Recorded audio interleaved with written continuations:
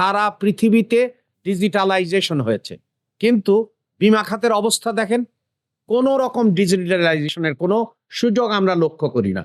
আপনারা যদি খেয়াল করেন যে অবহেলার কতগুলো পরিস্থিতি আপনারা কিন্তু জানেন, যে গ্রাহকের যদি সন্তুষ্টি চিন্তা করেন, গ্রাহকের কোনো সন্তুষ্টি নাই।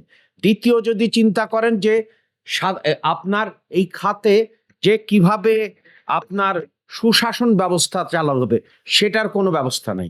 তৃতীয় যদি চিন্তা করেন যে রেগুলেটরি ওভারসাইটেরও কোনো ব্যবস্থা এই খাতে ছিল না। এই রকম অবস্থার পরিপ্রেক্ষিতে আমরা যদি খেয়াল করি জনবান্ধব কিভাবে হবেন, প্রথম তো হচ্ছে যে বাংলাদেশ একটা দুর্যোগ প্রবণ দেশ। সেইখানে আপনি কি কৃষি বিমার ক্ষেত্রে কি ভূমিকা রাখছেন? আপনি যদি যান তাহলে বিমা কোম্পানি বলবে যে ভাই কৃষি বিমা করা খুব দুরূহ কাজ, এইটা করে আমাদের কোনো লাভ নেই। তাহলে কি হলো? তাহলে আপনার ইনোভেশনটা কি, উদ্ভাবনটা কি? যদি আমরা জলবায়ু প্রবণ দেশ হই এবং সেইখানে অধিকাংশ মানুষ তথা কৃষকের ক্ষেত্রে যদি আমরা ব্যবস্থা গ্রহণ না করতে পারি, তাহলে মানুষের আস্থাটা আসবে কিভাবে? কারণ আস্থাটা তো নিতে হবে।